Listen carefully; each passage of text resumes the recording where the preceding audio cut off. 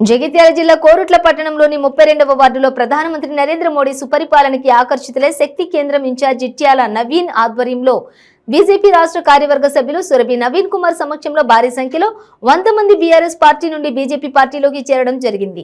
ఇందులో BRS youth ఉపాధ్యక్షులు గండ్ర వెంకటేష్, మందుల విజయ్, నవతరం యూత్ అధ్యక్షులు శనిగారపు రాకేష్, వినయ్, సాయి, గండ్ర శేఖర్, లక్ష్మణ్, బర్మ శ్రీనివాస్, బాబా యూత్ సభ్యులు, మహిళలు పెద్ద ఎత్తున చేరడం జరిగింది. ఈ కార్యక్రమంలో కోరుట్ల నియోజకవర్గం కన్వీనర్ చెట్లపల్లి సుఖేందర్ గౌడ్, జిల్లా spokesperson Induri Tirumalavasu, BJP senior నాయకులు పీసరి నర్సయ్య, మాసం ప్రసాద్, బండారి వెంకటి, కోరుట్ల పట్టణ బీజేపీ అధ్యక్షులు దాసరి రాజశేఖర్, ఎస్సీ మోర్చా రాష్ట్ర కార్యవర్గ సభ్యులు సురపాక రమేష్ మరియు బీజేపీ నాయకులు, కార్యకర్తలు, బీజేవైఎం నాయకులు పాల్గొన్నారు.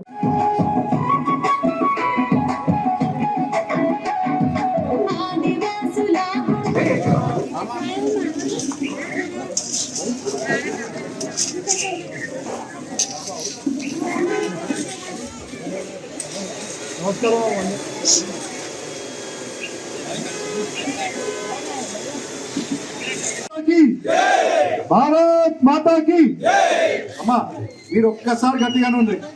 యువత ఎట్లాగా అంటారు, మీరంటే మాకు జోష్ వస్తుంది. భారత్ మాతాకి చాలమ్మా.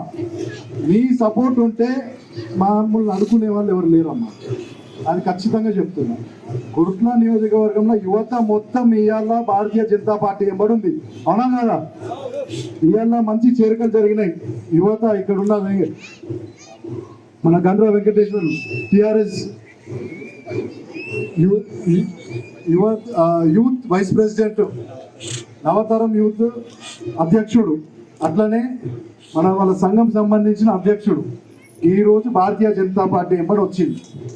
ఎందుకంటే ఆయన నమ్మింది ఒకటే, దేశ అభివృద్ధి కోసం మనం భారతీయ జనతా పార్టీ ఎంబడి ఉండాలని నమ్మిండు. నరేంద్ర మోడీ గారు కుటుంబం లేకుండా, కుటుంబాన్ని చూడకుండా, ఎవరిని చూడకుండా, ఆయన కుటుంబమే లేదు. ఎవరి గురించి కేవలం ఆయన ఆలోచించేది దేశం కోసం ఆలోచిస్తున్నాడు నరేంద్ర మోడీ గారు. మీరు అందరు నమ్ముతారా నమ్మరా? కుటుంబం లేదు ఆయనకి. ఎవరి కోసం పనిచేస్తున్నారు? ప్రజల కోసం. వాళ్ళ తల్లి ఎవరు అంటే భరత మాత అంటారు, పిల్లలు ఎవరంటే మనందరం అంటారు. అది నరేంద్ర మోడీ గారి పాలన, కేంద్రంలో ఉన్న భారతీయ జనతా పార్టీ పాలన. ఇక్కడికి వస్తాం. తెలంగాణలో ఏమైందమ్మా? తెలంగాణ వచ్చింది, అందరు బతుకులు బంగారం అయినదా?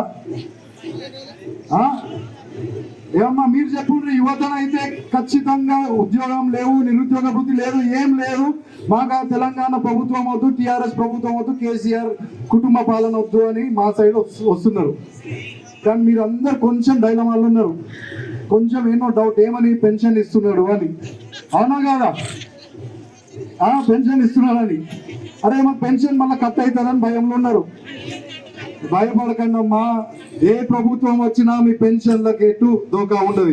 ఇంకో భారతీయ జనతా పార్టీ వస్తే ఇంకో 1000 రూపాయలు ఎక్కువ పెన్షన్ వస్తుంది, కానీ పెన్షన్ అనేది జరగదు. మాయ చేసి మోస చేస్తాడు ఇక్కడ ఉన్న మన